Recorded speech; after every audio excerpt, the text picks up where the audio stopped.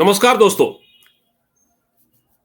Film अभिनेता सैफ अली खान पर हमले के मामले में अब पुलिस ने एक और शख्स को पकड़ लिया है और इस शख्स का नाम है शरीफुल इस्लाम शहजाद। और मैं दिलचस्प बात आपको बताऊं कि इससे पहले पुलिस दो अन्य जो संदिग्ध लोगों से पूछताछ कर चुकी है सीसीटीवी कैमरे में जो फुटेज आई थी उसके आधार पर। और अब ये एक और शख्स है जिसका नाम है शरीफुल इस्लाम शहजाद। इसके बारे में ये बताया जाता है कि ये बांग्लादेशी नागरिक है और ये बगैर किसी कागजात के भारत में रह रहा था। 6 महीने पहले ये बांग्लादेश से यहां आया था। पुलिस मानती है कि उसके पास इस बात के पर्याप्त सबूत हैं ये साबित करने के लिए कि ये बांग्लादेशी है। हालांकि अभी ये पूरी तौर पर पक्के तौर पर कंफर्म नहीं है, लेकिन माना यह जाता है कि ये बांग्लादेश का नागरिक है। और ये बिजॉय दास कभी नाम बता रहा है, कभी कुछ और नाम बता रहा है, और इसने अपना नाम यहां पर विजय दास बताया ताकि हिंदू है तो इसके आधार पर इसको कोई ज्यादा शक की निगाह से न देखे।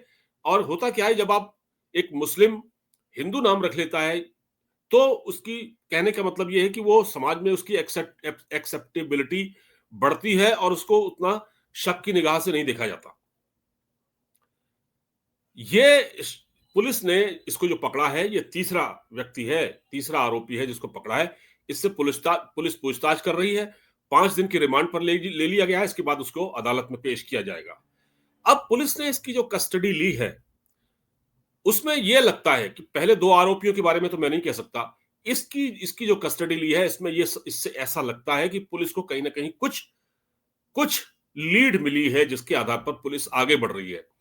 लेकिन फिर वही सवाल ये है, दोबारा मैं आपको उसी सवाल पर ले जाता हूं। मैंने 2 दिन पहले एक वीडियो बनाया था इस पर, इस घटना के बाद जब ये 16 तारीख को ये घटना हुई, 16 जनवरी को।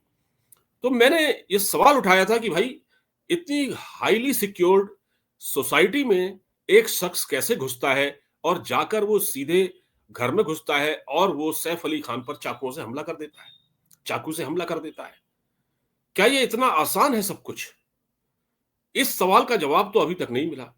अब एक बात और कही जा रही है कि भाई वो गलतफहमी की वजह से उसको जाना कहीं और होगा, वो वहां चला गया।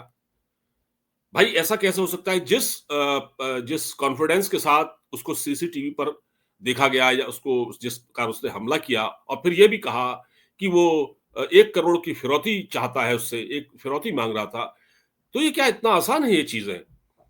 तो क्या लगता है आपको कि मुंबई पुलिस इस केस को सॉल्व करेगी या ये तीसरा आरोपी पकड़ लिया, इसके बाद कोई चौथा पकड़ लाएगी और फिर कुछ और कहानी बनेगी? भाई देखिए ऐसा है, इस देश में बांग्लादेशी जो नागरिक है ना, मैं अब बांग्लादेशी नागरिकों पर बात कर रहा हूं। दोस्तों इस वीडियो को आप अंत तक देखिएगा प्लीज, और इसको मैं छोटा ही रखूंगा, ज्यादा बड़ा नहीं रखूंगा। वीडियो को लाइक कर दीजिएगा, सब्सक्राइब कर दीजिएगा, चैनल को सब्सक्राइब कर दीजिएगा और उसको दोस्तों को शेयर कीजिएगा। देखिए इस देश में बांग्लादेशी घुसपैठिए हैं, इस पर कोई शक नहीं है।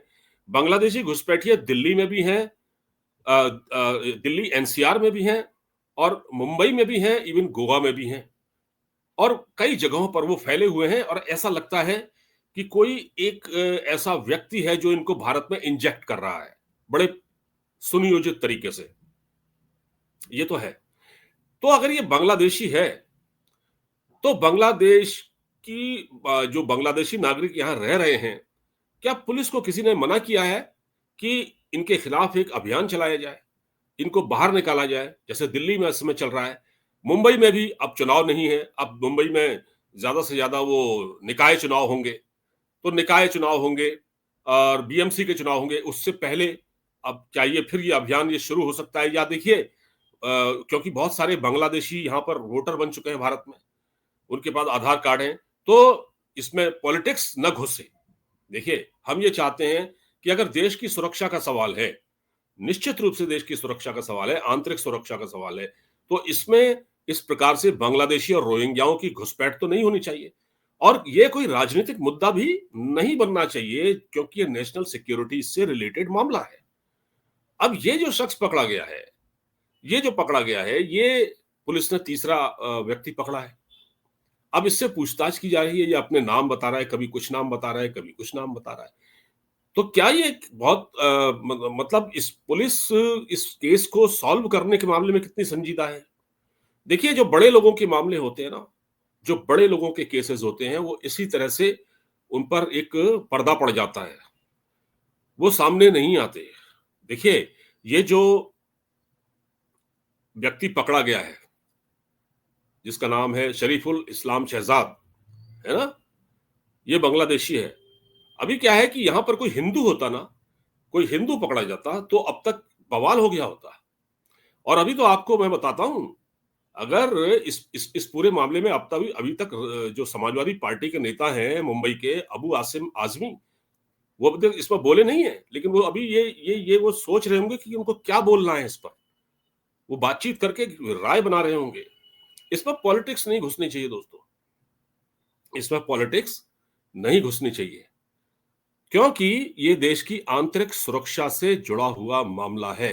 ये सैफ अली खान के मामले से भी ज्यादा बढ़कर है, अगर इस बांग्लादेशी ने ही ये घटना को अंजाम दिया है। मैं कह रहा हूं, अभी तक ये साबित नहीं हुआ है। पुलिस पूछताछ कर रही है, इन्वेस्टिगेशन चल रही है। अगर इस बांग्लादेशी ने ही इस घटना को अंजाम दिया है, तो बड़ी अपने आप में ये गंभीर घटना है, गंभीर मामला है। क्या मतलब इसका मतलब ये है कि क्या हमारे देश में जो जो बॉलीवुड के जो कलाकार हैं, उनकी हत्या की जो साजिश है वो बांग्लादेश में रची जा रही है? ये भी तो सवाल उठता है कि हमारे वहाँ जो बड़े-बड़े सेलिब्रिटीज हैं, क्योंकि इस वक्त बांग्लादेश में सरकार अलग है, जो कि सरकार वहाँ कट्टरपंथी सरकार है इस समय, मोहम्मद यूनुस की। वो उस इस वक्त वहाँ पर शेख हसीना वाजिद की सरकार नहीं है। तो वहां कौन सी साजिशें रची जा रही हैं भारत पर हमले की, सेलिब्रिटीज पर हमले की। और देखिए, इस वक्त बांग्लादेश में आईएसआई की घुसपैठ भी हो चुकी है पूरी तरह से, जमाते इस्लामी और ये सब आईएसआई के संगठन हैं। तो और वहां पर पाकिस्तान की और बांग्लादेश की नजदीकियां भी बढ़ रही हैं। तो बांग्लादेश की जो आईएसआई का जो पेनिट्रेशन है, वो बांग्लादेश में पाकिस्तान की आईएसआई के पेनिट्रेशन बांग्लादेश में बढ़ गया है। तो क्या इस पूरे केस में कि बॉलीवुड के किसी कलाकार पर हमला करो और फिर एक माहौल बनाओ भारत में, देखिए मुसलमान सुरक्षित नहीं है, ये आईएसआई का भी खेल हो सकता है बांग्लादेश के साथ मिलकर। क्योंकि देखिए, जब यह घटना हुई, तो मैं आपको बताता हूं, जरा गौर कीजिएगा। एक पाकिस्तान के मिनिस्टर रहे हैं इमरान खान के, जब प्रधानमंत्री इमरान खान थे, उस दौर में एक साइंस टेक्नोलॉजी मिनिस्टर थे, science and technology minister Fawad Hussain Chaudhry. जब यह घटना हुई तो उसके अगले दिन उनका स्टेटमेंट आ गया था कि उन्होंने इसको अलग पॉलिटिकल मतलब अपने नैरेटिव गढ़ने के लिए उन्होंने क्या कहा। उन्होंने कहा, एक भ्रम फैलाने के लिए कि भारत में, मतलब भारत के मुसलमानों को भी भड़काने की कोशिश की कि देखिए भारत में मुसलमान सुरक्षित नहीं है, देखिए सैफ अली खान पर हमला हो गया है ना। तो इस प्रकार का एक एक अफवाह फैलाने की कोशिश, एक भ्रम फैलाने की कोशिश की गई। तो क्या यह खेल आईएसआई का है कि भारत में बड़े बड़े सेलिब्रिटीज पर टारगेट करो जो मुसलमान है, और फिर एक माहौल बनाओ दुनिया में, देखिए कि भारत में अल्पसंख्यक सुरक्षित नहीं है। इसके पीछे बहुत सारे एंगल हैं। तो मैंने तो एक सवाल उठाया है कि अगर ये बांग्लादेशी है, तो क्या सैफ अली खान के मर्डर की साजिश बांग्लादेश में रची गई? हालांकि वो बच गए, उनको नुकसान हुआ, उनको चोटें आई, फिर भी इसके पीछे और भी कई सवाल हैं। वो सवाल उसके जवाब मिलने चाहिए कि भाई वो जो हम बताया गया था कि जिस प्रकार वो कैसे वो घर के अंदर घुस गया, इतने हाई राइज सोसाइटी में वो इतनी सिक्योरिटी के बीच कैसे घुस गया। फिर एक ऑटो वाले ने सैफ अली खान को जो है वो लीलावती हॉस्पिटल तक पहुंचाया। उस वक्त करीना कपूर खान भी घर पर ही थी, हालांकि वो किसी पार्टी में भी गई हुई थी, वो लौट आई। और उसके बाद करीना कपूर ने ये भी कहा एक कि हमारे निजता का ख्याल रखा जाए, हमारी प्राइवेसी का ख्याल रखा जाए। भाई आप पब्लिक फिगर हैं, आपकी प्राइवेसी का ख्याल जरूर रखना चाहिए, लेकिन आप पब्लिक फिगर हैं और आपको लोग पसंद करते हैं। अगर आज ये घटना किसी आम आदमी के साथ, या किसी, मैं कहता हूं कि किसी एक छोटे मोटे व्यापारी के साथ, या किसी आम आदमी के साथ ये घटना हुई होती, उसके घर में घुस के इस तरह से चाकू मारा होता और उसमें कोई बांग्लादेशी होता, तो क्या इसकी इतनी चर्चा होती? तो पब्लिक की जो रुचि है, जो लोग ये कह रहे हैं ना कि पब्लिक को इसमें क्या इंटरेस्ट है, और भी मुद्दे हैं देश के अंदर, मैं भी मानता हूं इस बात को। मैं कहता हूं कि देश के अंदर बहुत सारे मुद्दे हैं, उन पर बात होनी चाहिए, क्योंकि कोई सैफ अली खान या ये सब इतने बड़े देश से बड़े तो नहीं है ना। ठीक है, तो लेकिन क्या इस मुद्दे को नजरअंदाज कर देना चाहिए? इस मुद्दे पर बात नहीं करनी चाहिए? ऐसा नहीं है। बात होनी चाहिए, क्योंकि इसको आप ऐसे देखिए ना, कोई आम आदमी होता तो क्या इसकी इतनी चर्चा होती? अब ये बांग्लादेशी आ गया, इसमें इस बांग्लादेशी नाम आ गया, तो और चर्चा ज्यादा हो गई है। तो इस मुद्दे के कई एंगल हैं। करीना कपूर खान ने कहा कि हमारे परिवार की निजता का ख्याल रखा जाए, तो ये क्या कुछ चीजें इसमें छिपाई जा रही हैं, इसकी भी इन्वेस्टिगेशन। और हाँ, एक बात और, कुछ लोग जो कुमार विश्वास का एंगल निकाल रहे थे इसमें, मैं आपको बता रहा हूं, हमारे देश के सोशल मीडिया पर बैठे कुछ यूट्यूबर, कुमार विश्वास कनेक्शन, ये इतने घटिया और लोग हैं जो यूट्यूब पर इस तरह की बकवास करते हैं दिन भर बैठकर। उस कहीं से कहीं उसका, कहीं का ईंट कहीं का रोड़ा जोड़ के आप अपने हिट्स पाना चाहते हैं। ये इस हद तक नहीं गिरना चाहिए। ये बेहद घटिया इंसान है जो ये ऐसा कर रहा है। कुमार विश्वास का नाम लिया, उसमें थंबनेल पर लिख रहे हैं कि कुमार विश्वास कनेक्शन। ये क्या है? आपको कुछ पता है नहीं, घर बैठे बैठे कुछ भी बकवास कर रहे हो आप लोग। इससे क्या होता है, ऐसी बकवास करने से जो सच्चाई होती है वो सामने नहीं आती।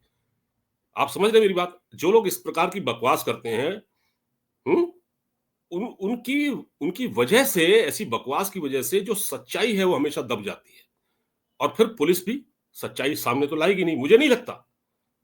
ये जो आज कहा जा रहा है, कई चैनलों पर मैं देख रहा हूं कि बांग्लादेश में ये शरीफुल इस्लाम शहजाद, क्या ये मर्डर मिस्ट्री सुलझ गई, जो हमले की मिस्ट्री, मर्डर नहीं, हमले की मिस्ट्री सुलझ गई, इस तरह के हेडिंग लगाए जा रहे हैं। ये ये इतना हल्का मामला नहीं है। इसको बहुत गहराई में पुलिस को जाना पड़ेगा। और क्या पुलिस इतने बड़े शख्सियत की, क्योंकि वो सेलिब्रिटी है, क्या इस मामले की सच्चाई, इस घटना की सच्चाई देश की जनता के सामने आएगी? आनी चाहिए। क्योंकि जो लोग सोशल मीडिया पर लगातार ट्रोल कर रहे हैं, ट्रोलिंग कर रहे हैं कुमार विश्वास जैसे लोगों की, और इस घटना को लेकर कई तरह की बातें कर रहे हैं, उनको उनको ये बताने के लिए कि इसमें कोई और ही सच सामने आएगा। क्योंकि ये घटना, ये हो सकता है घरेलू मामला हो, ये प्रॉपर्टी से और पैसे से जुड़ा मामला हो, क्योंकि इसमें भी ऐसी घटनाएं हो जाती हैं, कुछ भी हो सकता है। तो पुलिस ने एक ऐसे शख्स को सामने लाकर कहा कि ये बांग्लादेशी, इसने इस पर ये ऐसी घटना को अंजाम दे सकता है। तो पुलिस को अगर ये लगता है तो पुलिस सच्चाई बताए, इन्वेस्टिगेशन करे। हम तो इसी बात का इंतजार कर रहे हैं, ताकि दूध का दूध और पानी पानी अलग हो, दूध का दूध और पानी का पानी अलग हो। इंतजार किस बात का है? तो दोस्तों, फिलहाल इस बातचीत में इतना ही। वीडियो अच्छा लगा हो तो इसको शेयर कर दीजिएगा, चैनल को सब्सक्राइब कर दीजिएगा। नमस्कार।